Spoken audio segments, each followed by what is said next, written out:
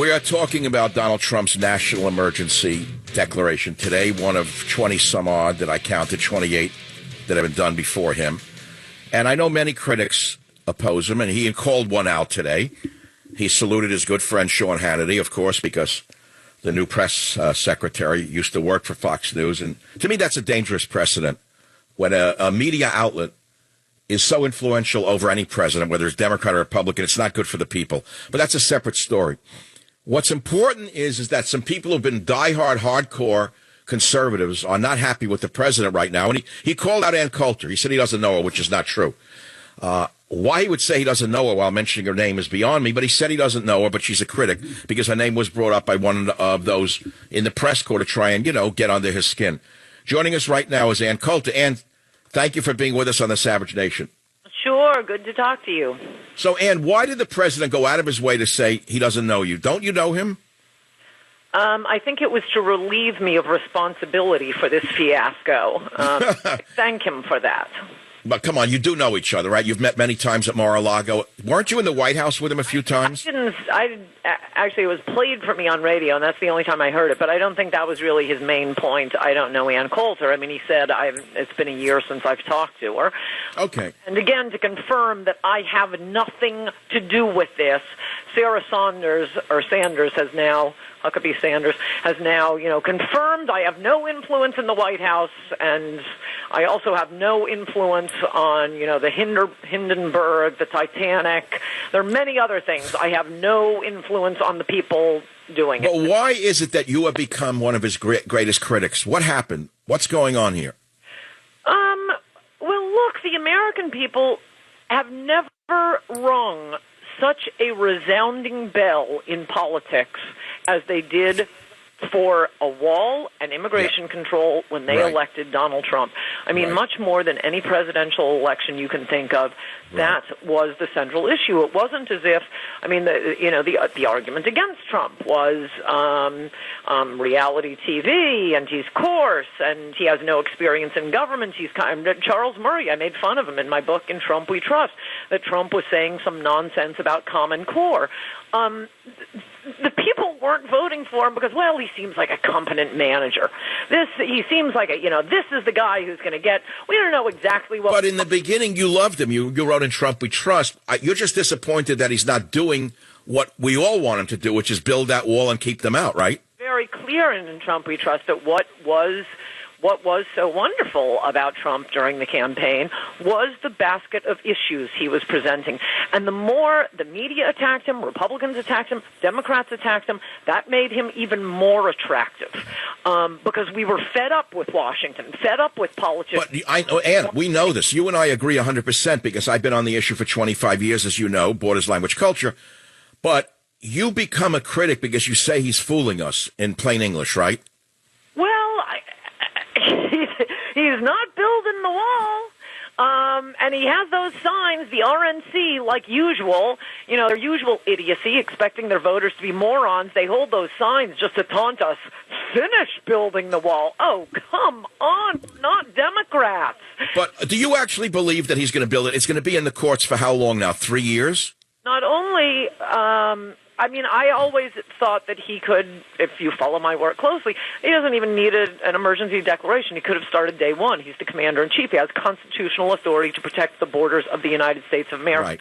By signing this bill, let me just say, he has hurt his cause, either to use his powers as commander-in-chief or to declare an emergency, because he just signed a bill that says the commander-in-chief cannot build a wall on the border, that he can only build bollard fences, not the prototype, bollard fences at one small section of Santa Fe, provided he jumps through all. So we've gone from a medieval wall to speed bumps is what we got now. We're going to get speed bumps. And we have a and Nancy Pelosi will come along and say the speed bumps are inhumane because the babies may fall out of the carriages as their poor moms push them over the border. But, Ann, are you afraid that inside this bill is amnesty? Isn't that what you're really saying somewhere? Well, the two big problems with the bill are, number one, it absolutely prohibits the commander-in-chief from building a wall on the border. Okay, wait. Let me wait. You're saying something intriguingly different. You're saying by having to go to an emergency, he's actually undercut himself. by signing this bill. It's like, as I've said on Twitter, it's like a criminal who signs a confession and then immediately appeals it. Well, wait a second. Whose name is this? Who signs the confession? Oh, I can see why you're no longer invited into the Oval Office, and you're too smart for everyone in. You're too smart for everybody in there. For this emergency declaration, which he could have made at any time in his presidency, or just use the powers, but he's going to have to go to a court now and say, it's an emergency that I not follow the law I just signed. No, I hear you. You're a lawyer, so I think you make a very good point. It's going to take, 2 or 3 years through appeals and through the Supreme Court. Can he build on the way? Can he? He's already doing it in parts, isn't he? That was going to be my column next week. He could have, but I think the signing of this bill puts him in a much, let me just put it this way, puts him in a much more difficult position. I mean, insane court. The courts may love America more than they hate Trump at some point and say, yes, you can do this, but he has made his argument, I will put it gently, very, very difficult now. He just signed a bill saying he can't build a wall on the border, and now he's going to say it's an emergency, I have to build a wall on the border. But yes, of course the president, some district court judge in Hawaii can't, I mean, he can dress up like president when he goes home, but he can't assume the powers of the presidency. Well, but the problem with the justice in Hawaii is he'll have to get the message to us by carrier pigeon if Occasional Cortex has her way.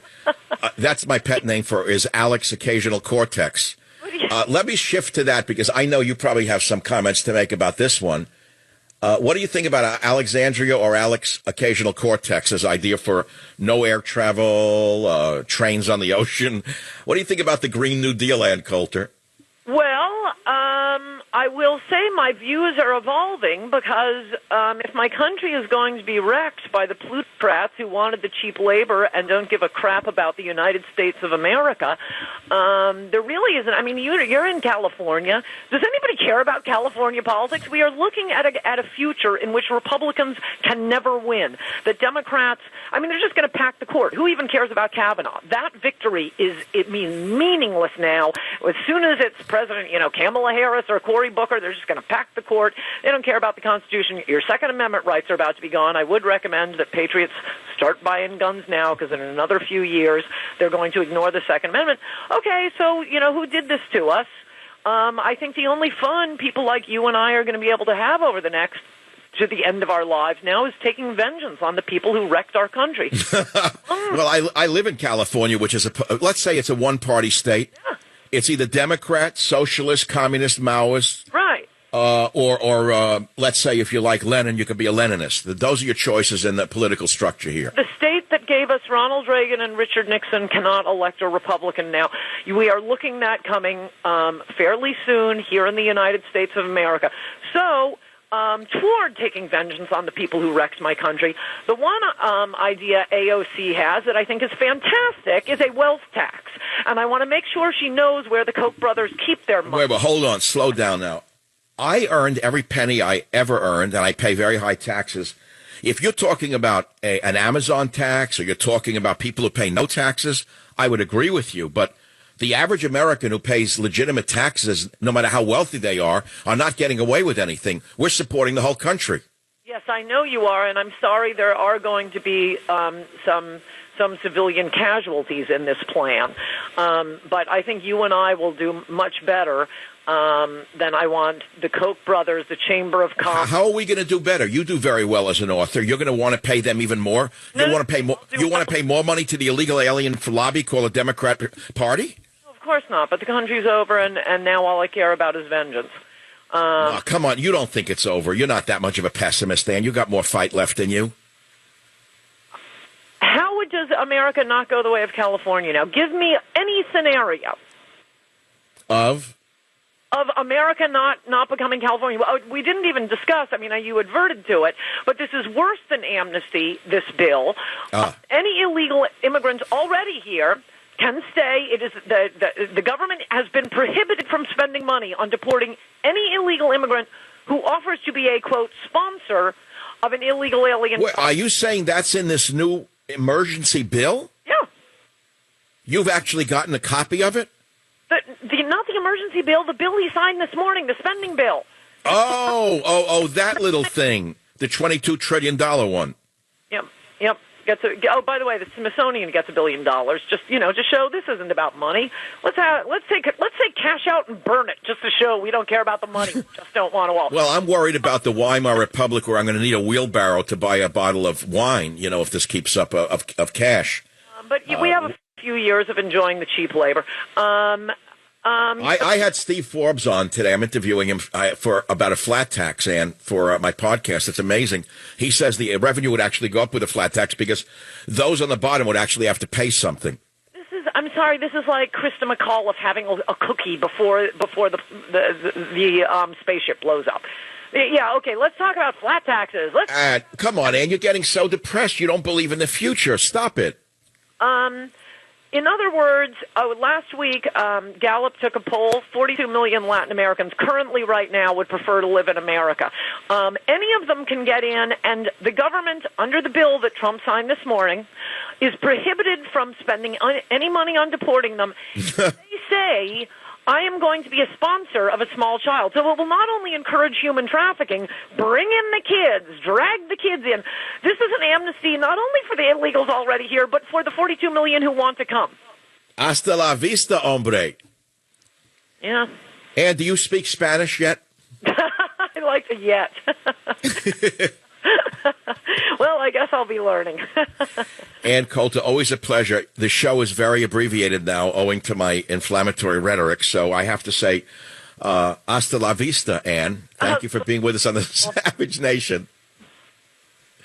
What a great interview. We'll have to have Ann Coulter on more. I was one of the first to have Laura Ingraham on radio. By the way, you go back to my early shows.